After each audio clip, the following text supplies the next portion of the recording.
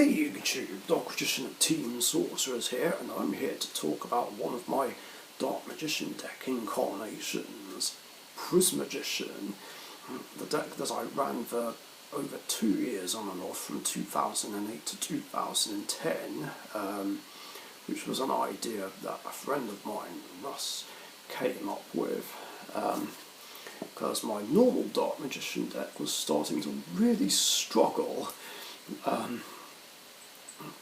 at the end of the September 2007 format and quite early on in the March 2008 format, which was Dark Return format, and basically Dark Return was the most dominant deck of the format, and just pretty much everything struggled against it. And I also struggled against generic dragons, which had Prime Material Dragon, which basically rendered things like Old Vindictive Magician, Sakaratsu Armor, Mirror Force useless. I think during that time I did make the top 8 cut once with Dark Magician, but that was it. Actually, no, or was it? There might have been another time where I did top 8 with it. I can't remember, which probably would have been with the build that Sam, who then became Blue, helped me out with. The one that didn't run Skilled Dark Magician, but did run Cyber Dragon, Spirit Reaper, Marshmallow, and some more generic stuff. And then I started playing Prismagician because I wanted a themed Dark Magician deck.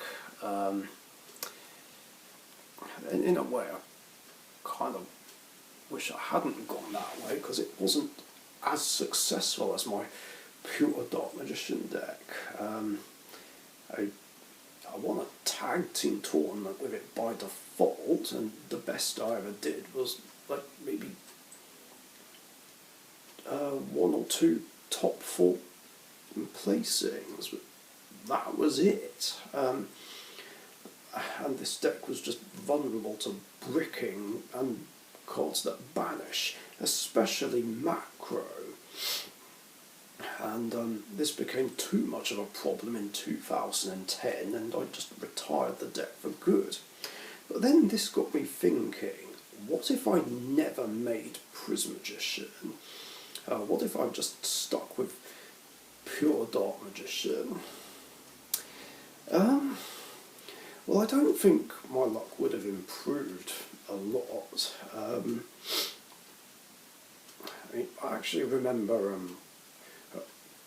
these small mini tournaments being ran at London Comic Con in May 2008, which I did enter my Elemental Hero deck in, and I got destroyed by Dark Return because I remember the guy dropped 3 copies of Dark on Dragon in the same turn. Yeah, that wasn't very nice. I don't know why I didn't bring that up in my Yu-Gi-Oh! History series, part 5. Anyway, I would have used Dark Magician in that instead. Whether or not I'd have been successful, I don't know. But I doubt much would have changed regarding luck in tournaments.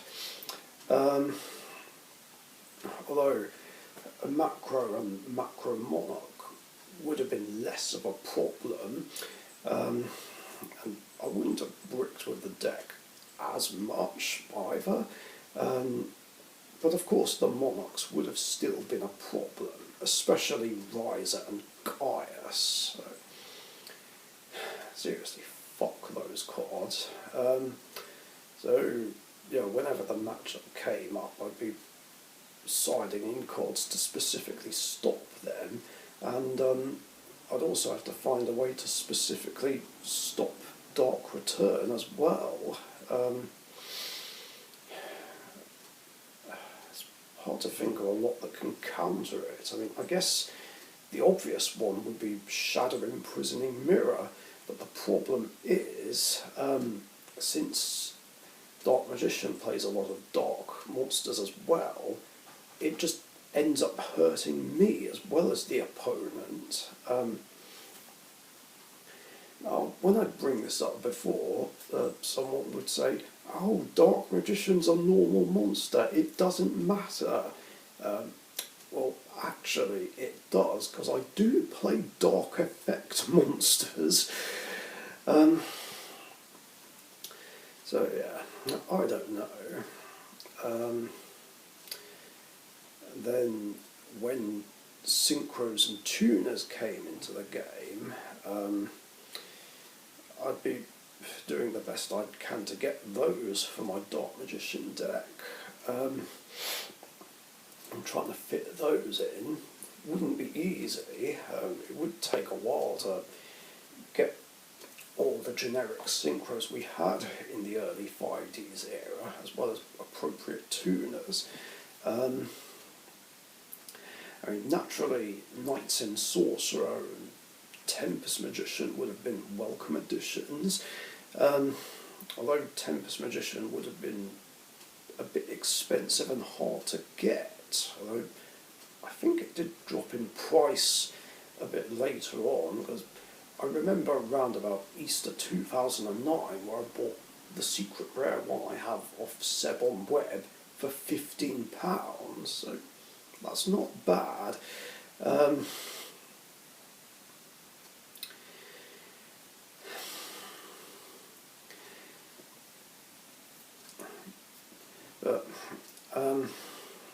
But would I have still made top 8 in the first tournament at Rivets Hall?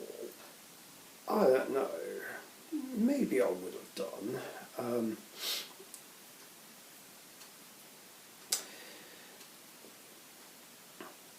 Yeah, there's also the Summer Cup to think about. Would I have been able to qualify? I don't know. Again, it's hard to say. I mean, I'd have been trying the best I can to qualify for it with my warrior deck, or it would mostly be with pure Dark Magician. I know my warrior deck couldn't quite do it. I mean, I know in round 6 I got royally screwed out of making the top 8. Fucking tiebreakers. I won 3 matches that day and I didn't make the top 8. So it was one of those bullshit cases where tiebreakers just royally screwed me. It was like the point system was just rigged against me to make it so I can't ever make the top 8 when I want to. It's absolute bullshit. I mean, I don't know whether or not Dark Magician would have fared any better. If not, it wouldn't have made a difference. If I did, then maybe my big chance would finally come again, but knowing my luck, something shit and stupid will happen that'll make it so I can't make it to the Summer Cup finals.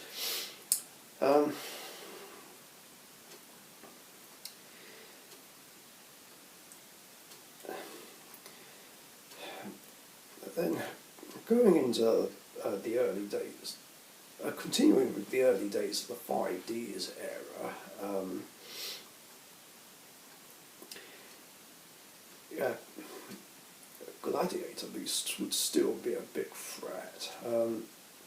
Macro would be annoying, but with like the proper Dark Magician spellcaster deck, it would have been easier to deal with than with Prismagician. I mean, with Prismagician I would just auto lose, but Glads would still be a challenge because of Heraclean or some War Chariot. I mean, with Heracleanos negating half my deck, while Chariot negates the other half. Yeah, it would just really piss me off whenever the matchup came up, and it would still be my number one hated deck in the game.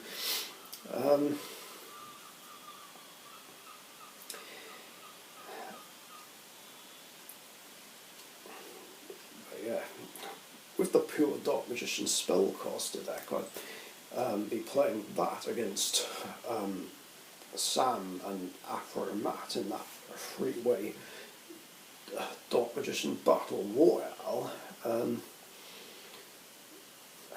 I'd like to think I'd still manage to win that. Although Caius and Synchro Monsters would still be a problem, but maybe I could overcome them.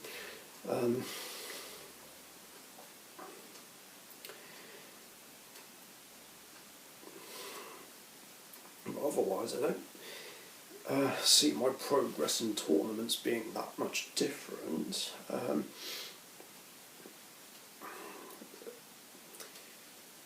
mean, besides maybe doing better against macro, I don't know, it's hit and miss. I mean, there'd probably still be those occasions where I'd give up on the deck and play Dark Magic Swarm, maybe Dark Magic Spell Counter, Dark Magic Lockdown, not so much Dark Magician Knight, but yeah, that's still be the whole thing with Dark Magic Swarm, and then when I'd give up on that for good, I'd go back to pure Dark Magician again. And I guess these struggles would be on and off until I'd end up playing Legendary Hero, and then Dark Magician Hero. And then I'd be switching between those decks still. I mean, the stuff from Spellcaster's Command still might help this my Dark Magician deck, but how much? I don't know. It's hard to say.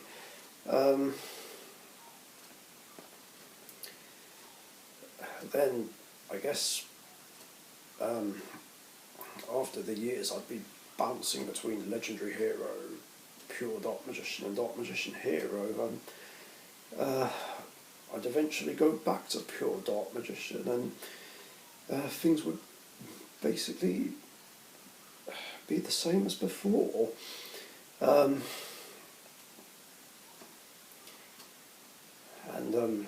I doubt I'd end up making a past format version of my March 2008 Dark Magician deck, or even if I did, I'd just eventually stop playing that. And yeah, that's going to do it for this one. Thanks for watching.